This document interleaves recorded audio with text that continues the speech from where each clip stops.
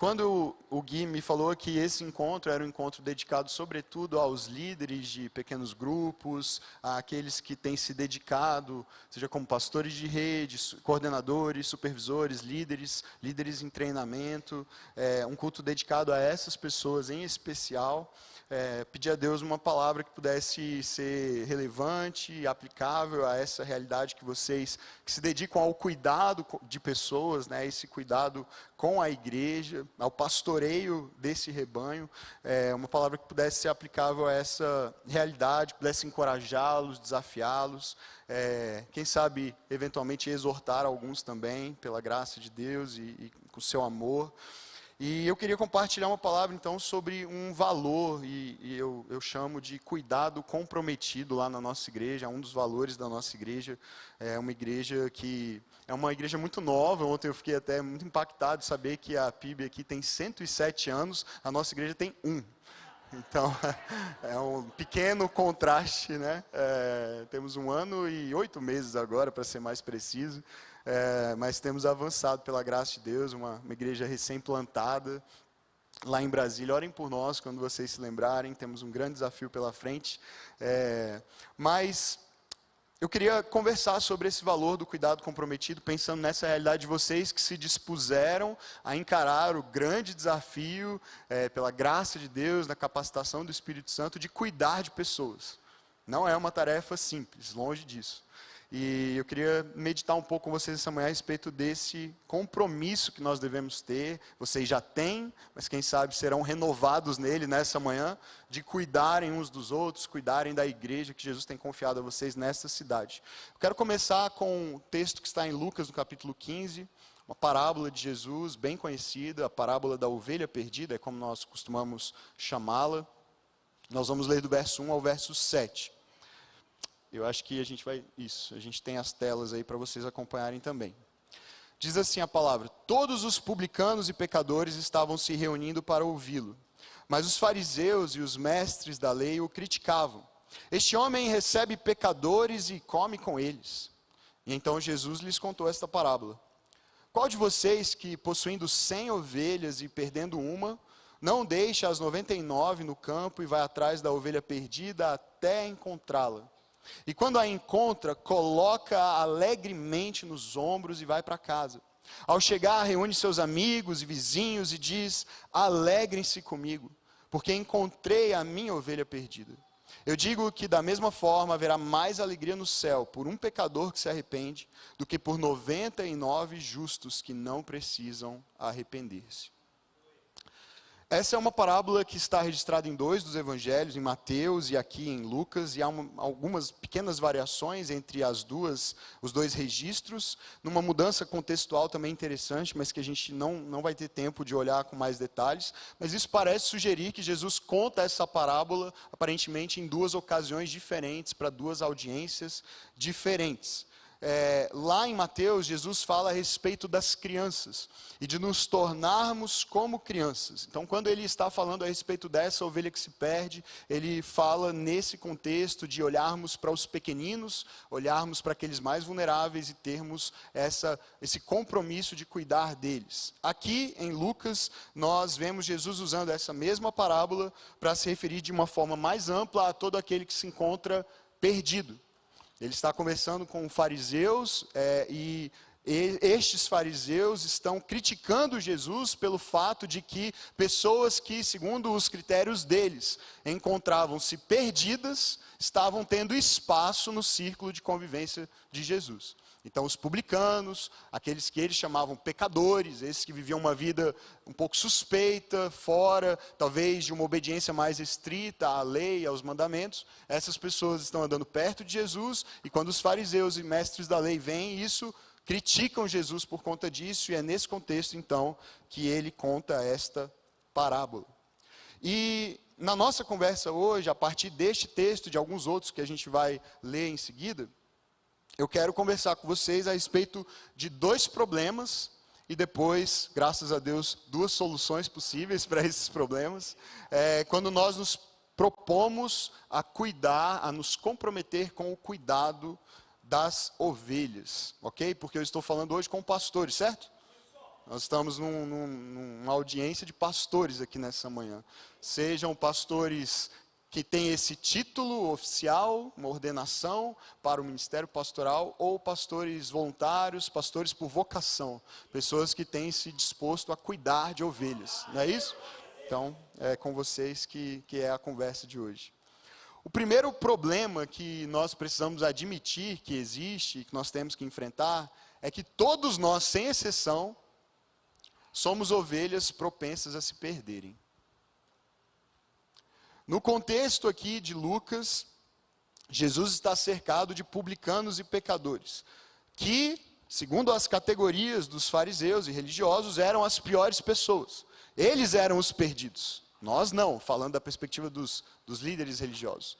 Nós não estamos perdidos, eles são os piores, é assim que eles os viam. E eles criticam Jesus por isso. E a parábola que Jesus conta, que nós lemos, aponta novamente para o fato de que Deus está comprometido em buscar e salvar todo aquele que se perdeu, amém? E que há uma festa no céu toda vez que um perdido é achado. Talvez hoje, para o tempo em que nós vivemos, essa linguagem de falar que alguém está perdido seja considerada por muitos, sobretudo fora do contexto da igreja, como uma linguagem ofensiva. Quem é você para achar que você é o achado e o outro é o perdido? Para achar que o seu caminho é superior ou melhor que o dos outros? Então, quer dizer que quem não anda com Jesus, quem não crê em Jesus como você crê, como você anda, quem não é um cristão, é um perdido? Será que isso não seria um preconceito ou talvez até uma arrogância da nossa parte? Talvez seria, talvez fosse, exceto pelo fato de que todos somos ovelhas propensas a nos perdermos. Não há mérito em nós, se não estamos perdidos. Não é pela nossa capacidade, não é porque nós nos achamos a nós mesmos. Nós não somos melhores de fato do que ninguém. Não somos superiores a ninguém. E as pessoas que talvez nós olhemos daqui do nosso lado, da posição em que nós nos encontramos, nos considerando como aqueles que já foram achados, olhando para o outro lado, para aqueles que parecem estar perdidos, essas pessoas não são piores do que nós não somos melhores do que elas, somos todos ovelhas desgarradas, exceto por uma intervenção de alguém. Todos nós, desesperadamente necessitados de um pastor que saia em busca de nos encontrar e resgatar. E naquela cena, enquanto os publicanos e pecadores se identificavam, com certeza, ao ouvir a história de Jesus, com aquela uma ovelha que havia se perdido e precisava ser resgatada, os fariseus e religiosos consideravam-se seguros entre as 99. E era exatamente esse o problema deles. Simon Kistemaker, comentando essa passagem, diz assim: as ovelhas vivem em grupo. Quando uma ovelha se separa do rebanho, fica desnorteada. Ela fica deitada no chão imóvel, esperando pelo pastor. E como um pastor vigia suas ovelhas e até mesmo sai à procura daquela que se extravia, assim Deus cuida daqueles que acreditam nele, especialmente os que ainda são crianças na fé.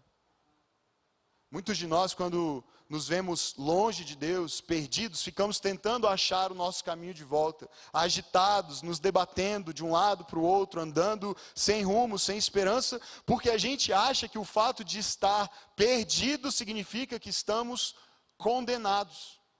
Mas há uma diferença importante aqui. O Oswald Chambers diz o seguinte: do ponto de vista bíblico, o perdido não está condenado, porque Jesus Cristo veio buscar o perdido.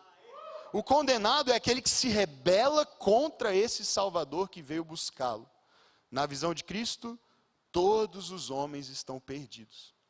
Então não há motivo para arrogância, não há motivo para prepotência da nossa parte, porque nós somos sempre fomos, sempre estivemos tão carentes, tão necessitados desse pastor, desse salvador, desse resgatador, quanto qualquer outra pessoa, e sem essa iniciativa dele de nos procurar, até nos encontrar, pôr nos ombros e nos levar de volta para casa, ali nós continuaríamos perdidos e sem esperança. Mas o fato de alguém estar perdido não significa que essa pessoa está condenada, porque Jesus veio buscar e salvar o perdido, amém? A pessoa é condenada quando rejeita esse Salvador, quando se rebela contra esse resgatador, quando diz não a essa missão de resgate que Jesus se propõe a fazer. É isso que condena as pessoas. Estar perdido não é estar condenado, é estar na posição perfeita para ser achado e cuidado. Só quem está perdido pode ser encontrado, gente, não é verdade? Quem acha que já está encontrado não precisa ser buscado, não precisa ser procurado, não precisa ser resgatado. E essa sempre foi a crise dos fariseus.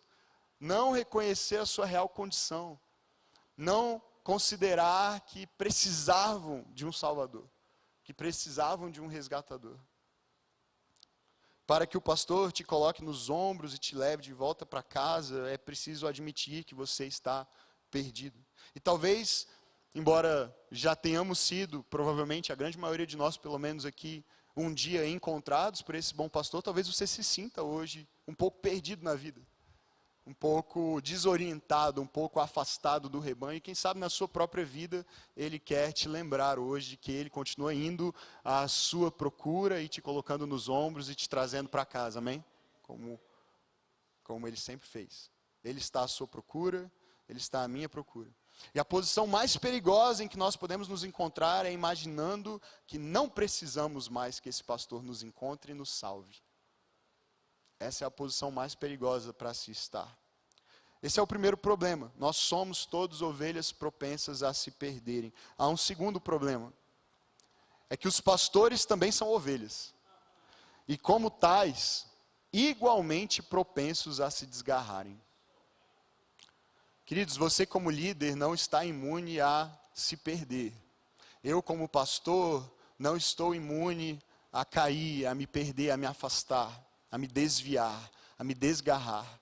Aliás, eu nem preciso, acho que, me esforçar para provar isso para você, porque você tem as histórias, as notícias por aí o tempo inteiro de líderes e pastores que, ao invés de cuidarem do rebanho, se aproveitaram do rebanho, exploraram o rebanho, abusaram do rebanho, feriram o rebanho. E essa é uma triste realidade. Pastores são ovelhas. Pastores são ovelhas. Você que é um líder de pequeno grupo, um supervisor, um coordenador, não se perca na ilusão de que o cargo, o título, a posição, a relevância do seu ministério assegura para você uma infalibilidade. Não pense que o que você pensa ou o que você faz não está sujeito a erro, a falha, a pecado. Porque você não deixou de ser ovelha quando virou pastor. Toda ovelha é propensa em algum momento a se desgarrar. A parábola revela algo maravilhoso, é que a vinda de Jesus ao mundo é Deus saindo à procura das suas ovelhas perdidas. É Deus comprometendo-se a cuidar de todos nós, cada um de nós. Especialmente quando nós nos perdemos dele. E esse fato que a gente enxerga e vê a partir dos evangelhos, já nos foi antecipado, nós fomos preparados para esperá-lo desde o início das Escrituras. Ao longo de todo o Antigo Testamento, a Bíblia nos prepara para esse momento da história. O Deus criador do cosmos e da humanidade recebe muitos nomes ao longo da Bíblia hebraica, mas um deles, um dos títulos atribuídos a Deus, ao Deus de Israel, é o título de pastor. Desde Gênesis, no capítulo 49, naquela ocasião por Jacó, Deus é chamado de pastor. Nos Salmos, no Salmo 74, no 77, no 78, no 80, ele é chamado de pastor de Israel, que conduz seu povo como a um rebanho. Por exemplo, talvez o caso mais emblemático, na saída do Egito em direção à terra prometida, ele conduz, ele lidera, ele pastoreia o seu rebanho. Em momentos de extrema necessidade e angústia, quando Israel estava perdido, quando Israel vai para o cativeiro babilônico, Deus sempre se revela como pastor do seu povo. Num dos capítulos mais fundamentais e ricos do livro do profeta Isaías, o capítulo 40, que é um capítulo que nos prepara para a vinda de João Batista e do próprio Messias, do próprio Jesus, nós lemos no verso 11 o seguinte: como pastor, ele cuida do seu rebanho. Com o braço ajunta os cordeiros e os carrega no colo. Conduz com cuidado as ovelhas que amamentam suas crias. Percebe de onde Jesus tira inspiração para suas parábolas? Jesus conhecia as Escrituras, Jesus estava imerso nelas. Quando Jesus se apresenta como pastor, quando Jesus fala nessa parábola de um pastor que age dessa maneira, sai em busca da sua ovelha perdida, Jesus está com esses textos e essas passagens permeando a sua mente, a sua imaginação, o seu coração. Ele sabe que o Deus de Israel, o seu Pai, com quem ele é um pastor. E Ele está revelando isso a nós com a sua vinda, com aquilo que Ele fala e com aquilo que Ele faz em favor dos seus. Sobretudo em favor dos perdidos. Claro, o texto mais conhecido do Antigo Testamento que nos aponta para essa realidade, Deus como pastor, é o Salmo 23. Que no verso 1 diz, o Senhor é o meu pastor. Deus se revela como o pastor de uma nação, o pastor de Israel, mas Ele se revela como meu pastor, como seu pastor. Você tem um pastor, e é esse pastor que prometeu cuidar de você, é esse pastor que prometeu cuidar de mim, é esse pastor que prometeu que nada vai nos faltar, amém? Graças a Deus por isso. Ele não é somente o pastor de Israel e o pastor de um povo, ou o pastor da igreja, ele não é somente o pastor das 100, ele é o pastor da uma, ele é o seu pastor, ele é o meu pastor. Ele conhece as suas ovelhas pelo nome. Ele não conta apenas as suas ovelhas como números, mas ele conhece as suas ovelhas pelo nome. Mas a pergunta talvez aqui seja, mas por que é que Deus precisou se tornar pastor? Por que é que Deus precisou assumir esse papel? Talvez o texto bíblico mais impressionante dentro desse assunto, do cuidado de Deus com o seu povo, com as suas ovelhas, como um pastor de ovelhas, seja o capítulo 34 do livro do profeta Ezequiel. A gente não tem tempo de ler o capítulo inteiro. Eu selecionei algumas partes, mas nesse capítulo, Deus faz uma denúncia contra os pastores. E Deus se revela como pastor na história bíblica, mas ao mesmo tempo há pessoas humanas que exercem essa função, certo? Desde aquele tempo e até hoje. A função de pastorear, de liderar, de conduzir. Por acaso eu sou uma delas. Uma dessas pessoas. Vocês também. Alguns com o título, outros com o ofício, a função, ou a vocação pastoral, a vocação do cuidado. Então eu creio que essa palavra se aplica a todos nós, indistintamente. E essa denúncia do profeta Ezequiel, falando em nome de Deus, é gravíssima. E muito pertinente e assustadoramente atual para nós. E ela ilumina o que Jesus está nos dizendo por meio daquela parábola. Veja alguns trechos. Primeiro, Deus fala contra os líderes e pastores do seu próprio povo, o povo de Israel. A partir do verso 1, veio a mim esta palavra do Senhor. A gente vai pular alguns versos, tá? Do 1 ao 10 aqui, mas eu vou pular algumas partes. Veio a mim esta palavra do Senhor, filho do homem, profetize contra os pastores de Israel. Profetize e diga-lhes, assim diz o soberano Senhor, ai dos pastores de Israel, que só cuidam de si mesmos. Acaso os pastores não deveriam cuidar do rebanho? Vocês não fortaleceram a fraca, nem curaram a doente, nem enfaixaram a ferida. Vocês não trouxeram de volta as desviadas, nem procuraram as perdidas. Percebe que a gente está falando, Jesus estava falando disso? Falando aos fariseus, falando aos líderes do seu povo, aos pastores do seu povo. É uma história só, gente, é tudo sobre ele, né? Vocês têm dominado sobre elas com dureza e brutalidade. Verso 7. Ninguém se preocupou com elas e nem as procurou. Verso 10. Assim diz o soberano Senhor, eu estou contra os pastores.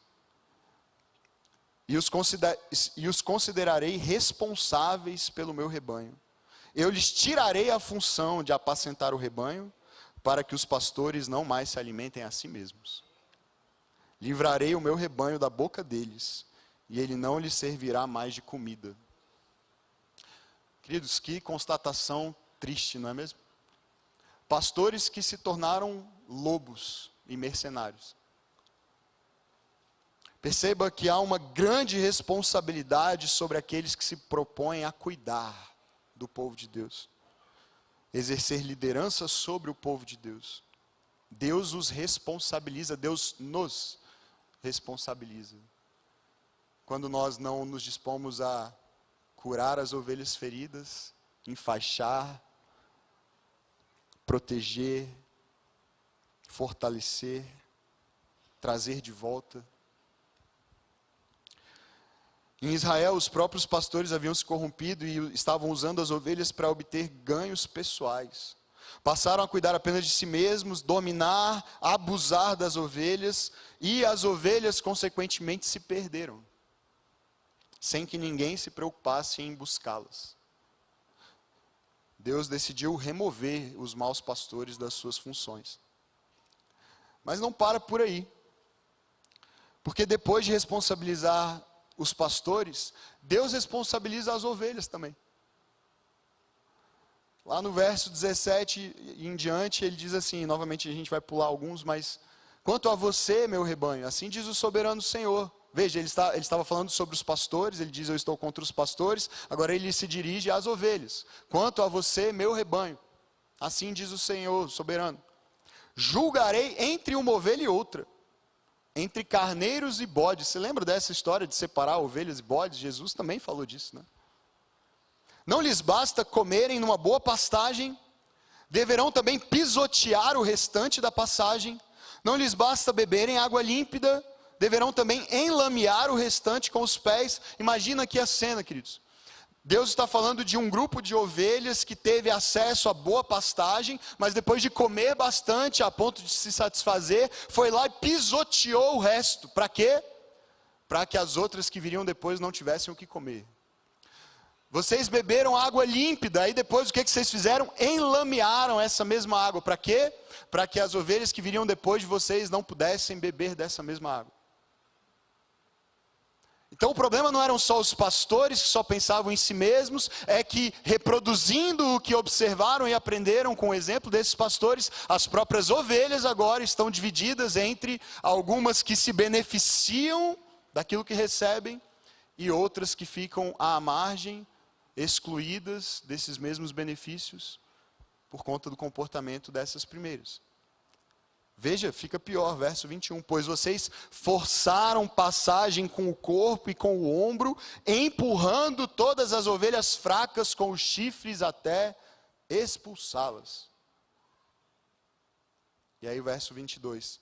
Eu salvarei o meu rebanho, e elas não serão mais saqueadas, nem por pastores corrompidos, nem por ovelhas que se julgam melhores e com mais direitos do que as outras. Eu julgarei entre uma ovelha e outra.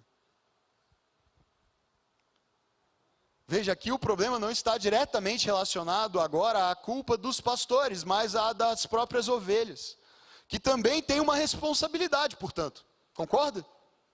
Porque não são só os pastores que têm a responsabilidade de cuidar das ovelhas. O que o texto deixa claro é que Deus espera que as ovelhas cuidem das ovelhas, que as ovelhas cuidem umas das outras. E isso é um baita de um desafio para todos nós, como membros desse rebanho, como ovelhas que somos todos. Mas, queridos, é um baita também de um alívio, de um fardo pesado sobre você, como líder.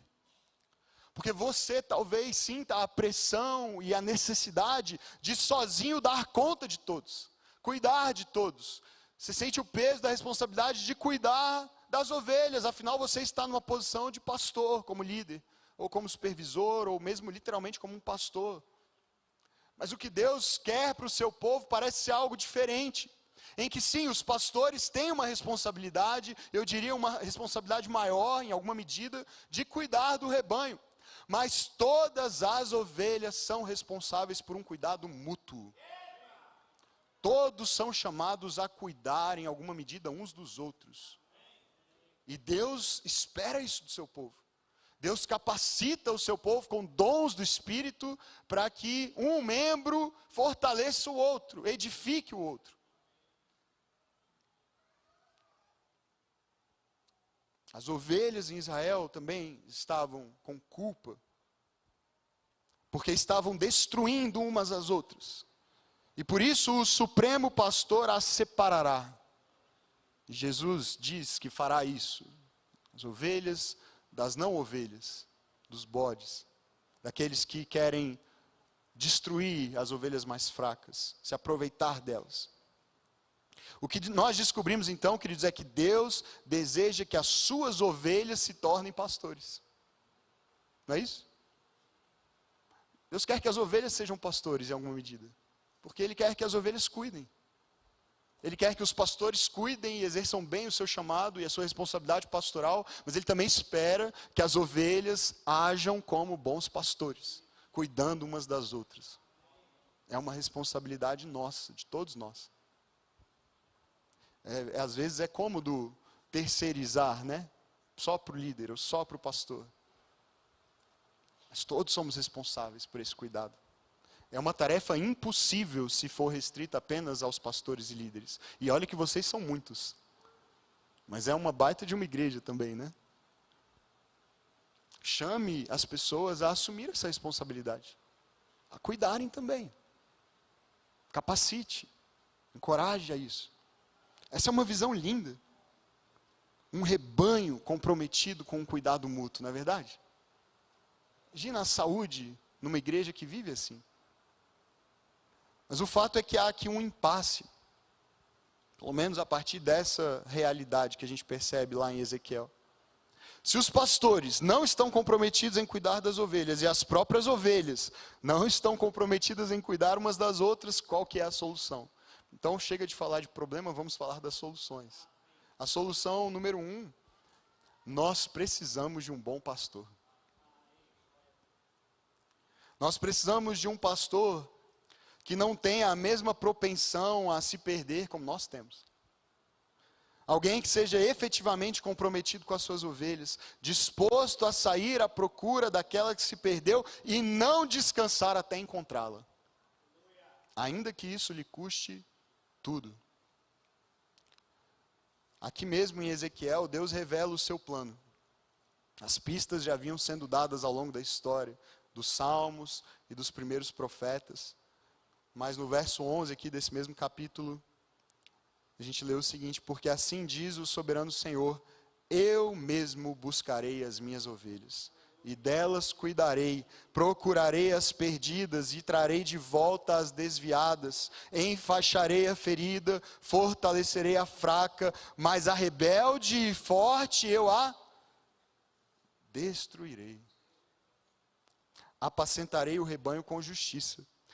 Porei, verso 23, porei sobre elas um pastor, meu servo Davi, e ele cuidará delas e será o seu pastor. Verso 31, vocês, minhas ovelhas, ovelhas da minha pastagem, são meu povo, e eu sou o Deus de vocês, palavra do soberano Senhor. Glória a Deus por isso, queridos. E fala isso muito tempo depois de Davi. Ele não está falando de Davi exatamente, mas ele está falando de alguém semelhante a Davi, da linhagem de Davi, e eu e você sabemos quem ele é. A solução é que nós precisamos de um bom pastor, disposto a fazer tudo aquilo que os maus pastores não vinham fazendo.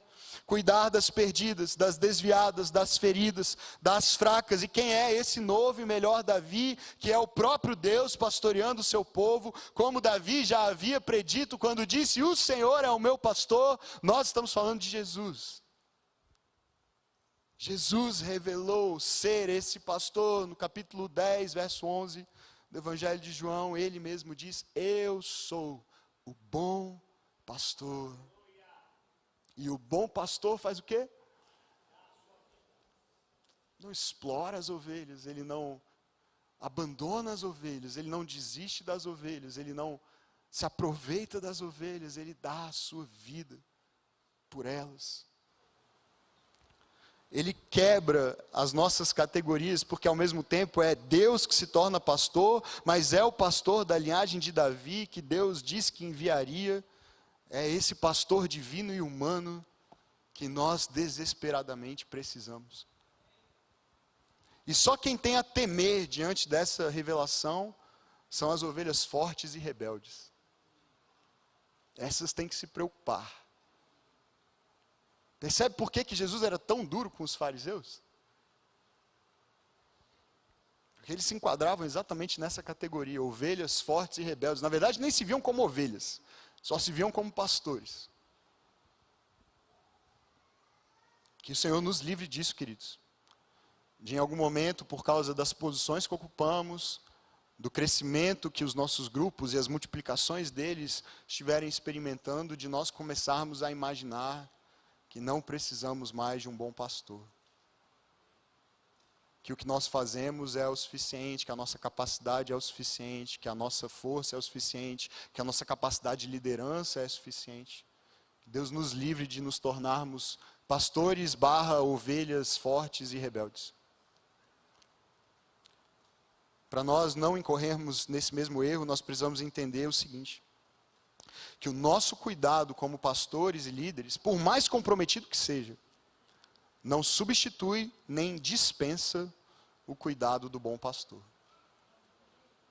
Querido, se Jesus não cuidar das suas ovelhas, nós não temos nada a oferecer a elas.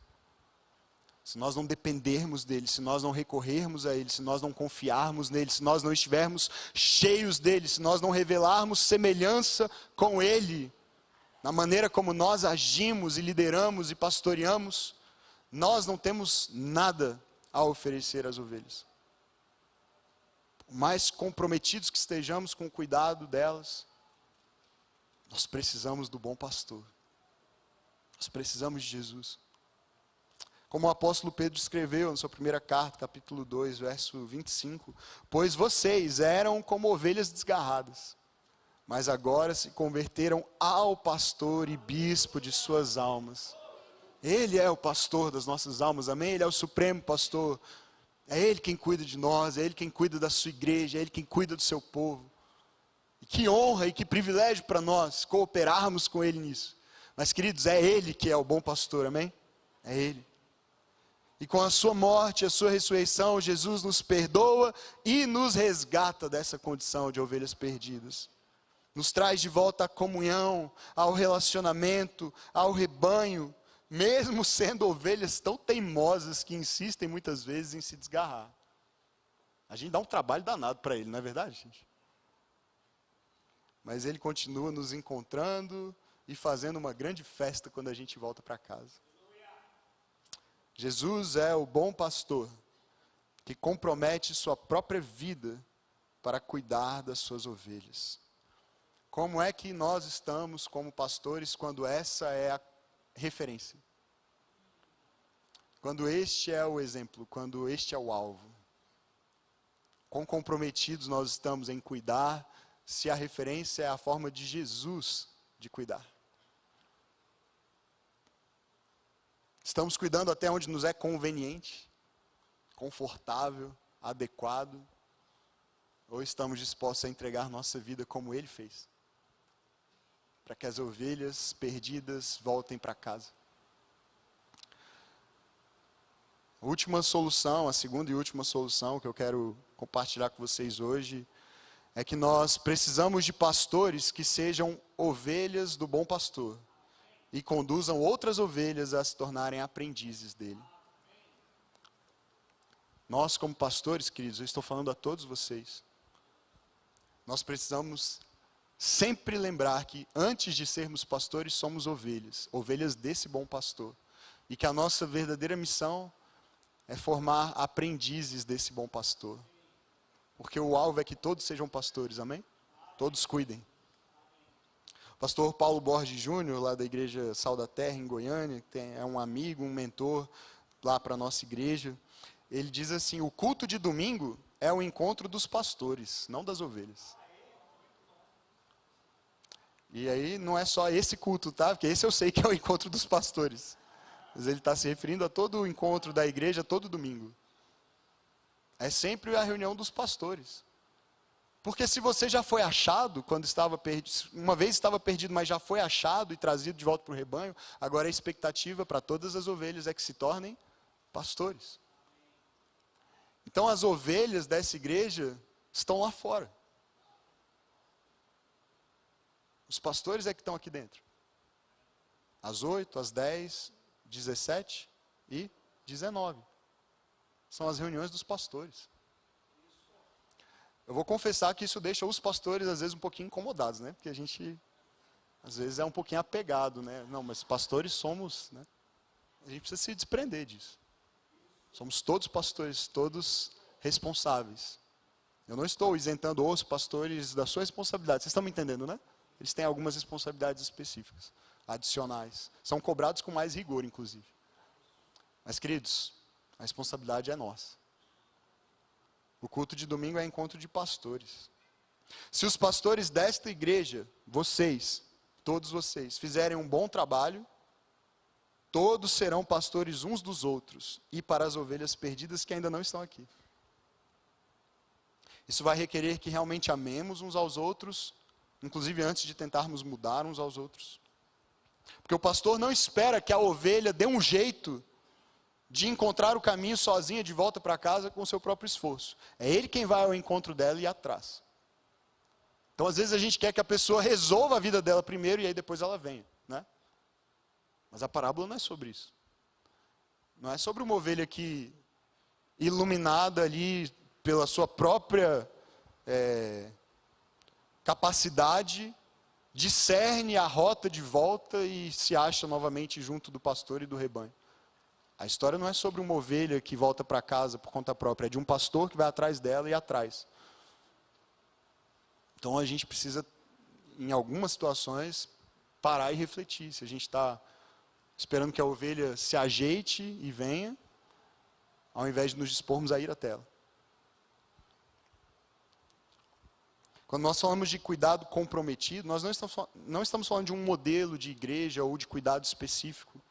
Nós estamos falando de um princípio que decorre do maior mandamento, amar a Deus e amar o próximo. Há vários modelos de cuidado, de discipulado, de pastoreio. Na nossa igreja a gente faz de uma forma, vocês fazem de outra, em alguns aspectos muito parecidos, em outros um pouquinho diferentes. O ponto de convergência é que é o mesmo Espírito capacitando toda a igreja com a missão de cuidar. Amém? E aí, para terminar, caminhando para terminar, nós temos mais um desafio, porque, via de regra, pelo menos na minha experiência, eu não sei se é o mesmo com vocês, a gente tende a se comprometer com quem se compromete conosco. E aí tem um desafio, porque aquela pessoa que não é muito comprometida, aquela pessoa que está o tempo todo dando mais trabalho, às vezes a gente acha que não vale a pena insistir tanto nela. Não vale a pena gastar tanta energia, é melhor investir em quem dá mais retorno. A gente traz umas linguagens, assim, até do mundo corporativo, às vezes, para o contexto da igreja, né? Nem tudo é tão, assim, pode ser tão reproduzido automaticamente. Porque ele não está falando de investimento para ter retorno, a gente está falando de pessoas e ovelhas para serem cuidadas. A gente não pode se tornar tão utilitarista e pragmático a ponto de só cuidar daqueles que nos interessam. Às vezes por conta do potencial. Poxa, esse aqui é um potencial novo líder, então eu vou dar uma atenção especial para ele. Os outros não importam tanto porque não têm o mesmo potencial. Queridos, Jesus veio buscar e salvar o perdido, enfaixar a ferida, fortalecer a fraca, a doente. Quem somos nós para dizer quem tem mais ou menos potencial? Imagina se ele tivesse escolhido os discípulos dele com esse critério. Certamente aqueles 12 não fariam parte. E nem eu e nem você, provavelmente. Tem gente melhor do que a gente por aí, para ele usar. Não é verdade?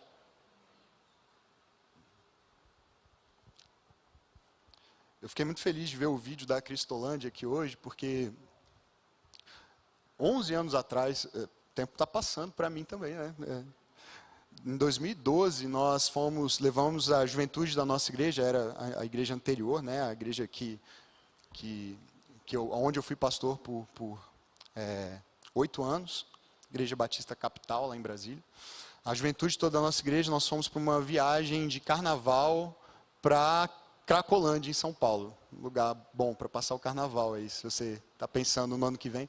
A gente foi passar o carnaval lá na Cracolândia, dentro da Cristolândia, da missão, acampados lá com a juventude da nossa igreja. E gastamos ali todo o feriado atendendo as pessoas na rua, convidando as pessoas para virem participar do culto, tomar café da manhã, dando banho nelas, trocando a roupa delas, conversando com elas.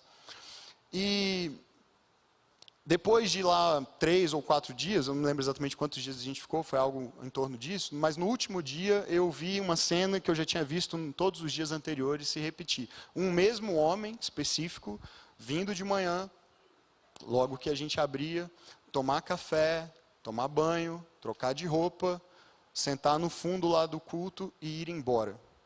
Sendo que todos os dias eles eram desafiados a permanecer e passar, então entrar para o processo de reabilitação, né? E esse homem, no primeiro dia fez isso, entrou, tomou café, tomou banho, ganhou uma roupa nova, foi embora para a rua, não quis ficar. Segundo dia, a mesma coisa, terceiro dia, a mesma coisa. Eu confesso para vocês, eu fiquei meio irritado. Esse cara está só se aproveitando aqui da boa vontade da missão. Provavelmente as roupas que ele ganhou ontem já viraram crack.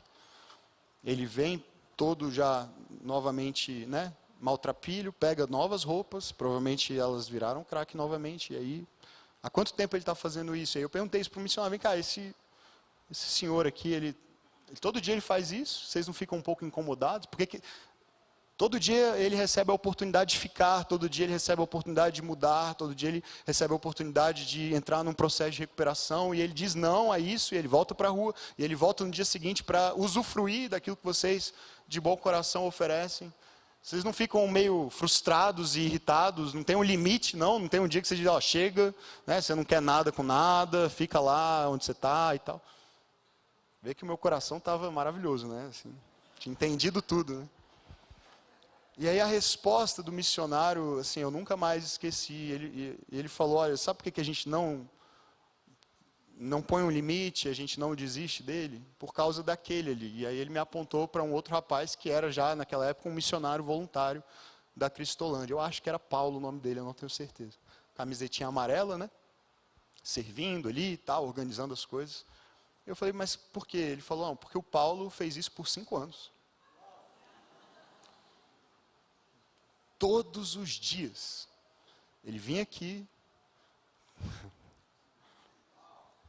tomava café, tomava banho, ganhava uma roupa nova, virava as costas e voltava para a rua.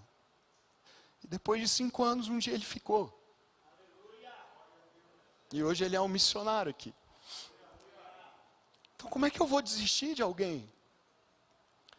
Disse ele, né, para mim. E aí, obviamente, eu estava assim, pano de saco e cinzas, né?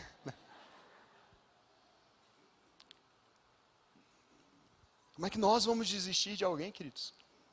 Tem alguém lá no seu grupo te dando muito trabalho? Ore mais, ame mais, sirva mais, pelo menos mais 5 anos.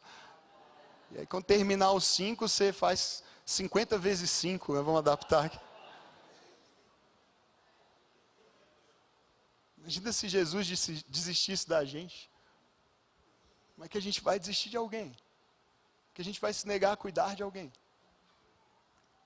Eu preciso me comprometer a cuidar e ser cuidado. É um processo de mão dupla. Nós não vamos conseguir fazer isso perfeitamente, mas nós podemos ser uma igreja saudável. Em muitos momentos nós vamos falhar. Muita gente chama a igreja de um hospital, né? É bem comum a gente falar, a igreja é um hospital, porque é para as pessoas doentes. Eu tive uma experiência recente, eu vou terminar. Eu tinha um cisto nas costas, minha mãe é médica, aposentada, pediatra, né? Não é especialista em dermatologia, mas aí ela faz tudo, né, na família. Assim. E aí eu estava com um cisto grande nas costas, eu falei, acho que nesse caso você vai ter que operar, vai ter que tirar, vai ter que ir numa dermatologista. Eu tenho uma amiga, né, e assim, ser filho de médico é bom e às vezes é desafiador, né, porque assim, eu tenho uma amiga, ela é excelente, ela é dermatologista, ela vai fazer isso para você, tranquilo, assim, a gente vai marcar um dia. Ela atende lá no hospital universitário. Minha mãe atendeu a vida toda, trabalhou no hospital universitário de Brasília, lá da UNB, servidora pública. Ela falou, vou marcar um horário com ela, e você vai lá, ela vai tirar isso rapidinho. Beleza, tá resolvido.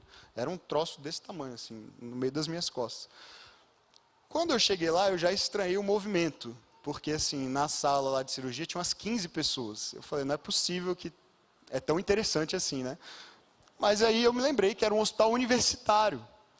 Então assim, a minha condição virou uma excelente oportunidade para os alunos de medicina vasculharem as minhas costas. Coisa maravilhosa, gente. Assim, uma anestesia local, um cortezinho, mais uma anestesia, um cortezinho. De vez em quando eu falava, está doendo. E aí eu descobri que quem ia me operar não era a amiga da minha mãe. Ela ia ficar ali só observando e dizendo, vai por aqui, vai por ali. Mas os alunos sem tanta experiência, sim, seriam os responsáveis por enfiar um bisturi nas minhas costas. E obviamente minha mãe acha que eu sou um pouco dramático quando eu conto a história. Mas ela, na verdade, foi bem pior do que eu estou descrevendo aqui. E, gente, eu não estou brincando. Depois de algumas horas, ela tinha me dito que era coisa de 15 minutos. Depois de algumas horas, eu todo lá contorcido, dolorido, eu ouvi lá, terminamos, né? Assim, fechamos, demos os pontos e tal, deu tudo certo. Deu tudo certo, né? Assim, deu tudo certo. Uma coisa de 15 minutos, levou 3 horas, assim, não era para sentir dor, senti. Ok, tudo bem. Eu fiquei com uma cicatriz desse tamanho, assim, né? Mas isso me fez pensar que talvez a igreja seja um hospital universitário.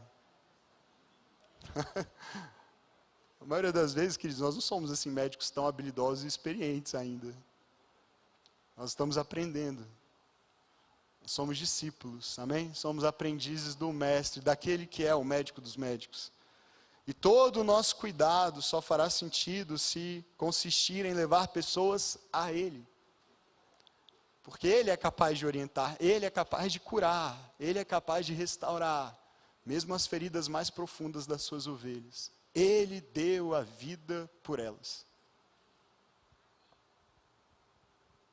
Ele é o bom pastor. Nós somos só os alunos de medicina.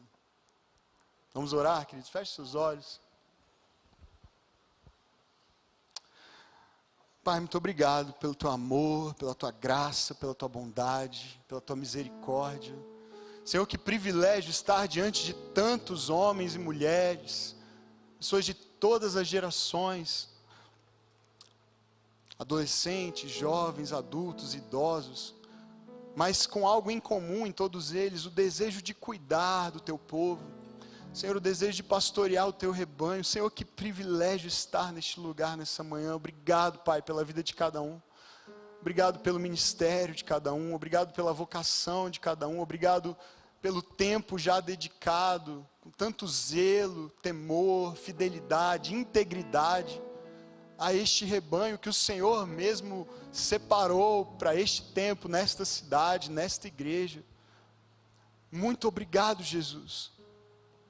Eu quero te pedir, Pai, que nessa manhã uma porção especial do teu Espírito seja derramada sobre cada um deles para renovar suas forças, renovar o ânimo, a alegria, a disposição. Senhor, derrama novos dons do Espírito para capacitá-los ainda mais a cumprirem com zelo essa função, esse ministério. Senhor, que sobretudo eles tenham os olhos fitos em Cristo Jesus, o verdadeiro, supremo, bom pastor das ovelhas, o nosso bom pastor. Obrigado, Jesus, porque esse fardo não está sobre nós.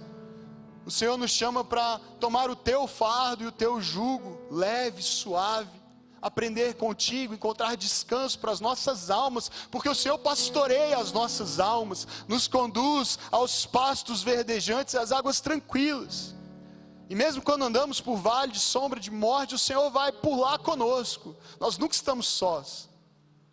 E quando teimamos em nos afastar, em nos desgarrar, em nos perder, o Senhor sai à nossa procura. Obrigado, Senhor. Obrigado por não nos deixar, por não desistir. Perdoa-nos, Pai, quando nós desistimos uns dos outros.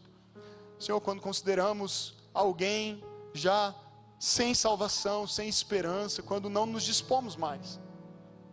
Ajuda-nos a olhar com os teus olhos, com misericórdia e compaixão, sobretudo para aquelas ovelhas que às vezes são mais difíceis e teimosas, insistem em se desviar. Mas, Senhor, nós somos assim mesmo. Ajuda-nos a perceber que essa graça que nos alcançou é a graça que o Senhor nos encoraja a oferecer e repartir também. Nós estejamos comprometidos a cuidar uns dos outros, porque nós somos todos tuas ovelhas e somos também os teus pastores. Pastores que o Senhor comissionou para essa função, e é o Senhor mesmo quem irá à nossa frente e nos capacitará. Que a Ti seja toda a honra e toda a glória sempre, Senhor. Livra-nos de nos tornarmos aqueles pastores que precisaram ser destruídos pelo Senhor, afastados de sua função. Livra-nos de nos tornarmos ovelhas tão fortes e tão autossuficientes que nos tornamos, por fim, rebeldes. Que achamos que não mais precisamos do bom pastor. Que somos capazes, pelos nossos resultados, pela nossa performance. Liberta-nos dessa tentação, em nome de Jesus, Senhor. Estejamos sempre numa postura de dependência, de humildade diante do Senhor, sabendo que sem Ti nada podemos fazer. Muito obrigado por essa igreja, Pai. Continua a abençoar o ministério dela, o ministério de cada um dos pastores dela, de cada líder, de cada voluntário, de cada membro. Que mais e mais ovelhas perdidas sejam resgatadas, trazidas para a casa do Pai. Para a honra e para a glória do Teu nome, Jesus, nós oramos.